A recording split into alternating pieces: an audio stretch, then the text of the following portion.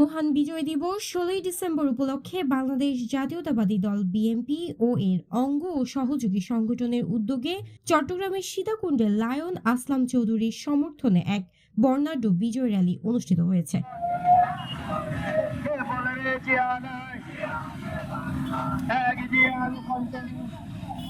সোমবার নগরীর ৯ ও ১০ নম্বর ওয়ার্ডে বিএনপি যৌথ উদ্যোগে আয়োজিত এই র্যালিটি সকাল ৯টায় সিটি গেট সংলগ্ন কালীরহাট এলাকা থেকে শুরু হয়ে সীতাকুণ্ড পৌরসভার বিভিন্ন গুরুত্বপূর্ণ সড়ক প্রদক্ষিণ করে পুনরায় কালীরহাট এলাকায় এসে শেষ হয়।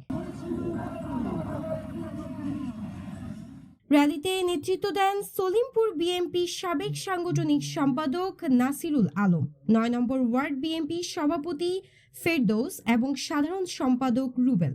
এ সময় বিএনপি ও এর অঙ্গ সংগঠনের বিপুল সংখ্যক নেতাকর্মী জাতীয় পতাকা, ব্যানার ও ফেস্টুন হাতে র্যালিতে অংশগ্রহণ করেন।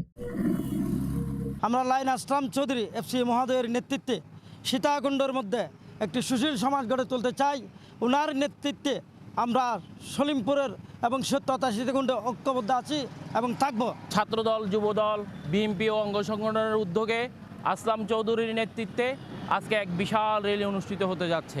র্যালির শুরুতে অনুষ্ঠিত সংক্ষিপ্ত সমাবেশে বক্তারা মহান মুক্তিযুদ্ধের শহীদদের প্রতি গভীর শ্রদ্ধা নিবেদন করেন এবং দেশের স্বাধীনতা ও গণতন্ত্র পুনরুদ্ধারে বিএনপির ঐতিহাসিক ভূমিকার কথা তুলে ধরেন।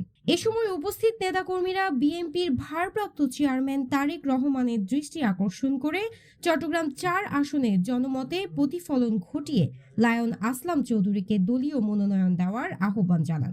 ৩০ লক্ষ শহীদের রক্তের বিনিময়ে অর্জিত স্বাধীনতা, সাথে সাথে জুলাইয়ের শহীদদের কথা আমি স্মরণ করছি। আজকে আমরা দ্বিতীয়বার দেশকে স্বাধীন করেছি জুলাইয়ের এই শহীদদের মাধ্যমে। আমি তাদের শ্রদ্ধা ভরে তাদেরকে স্মরণ করছি, যাদের বিনিময়ে আজকে আমরা স্বাধীনভাবে মায়ের ভাষায় কথা বলতেছি।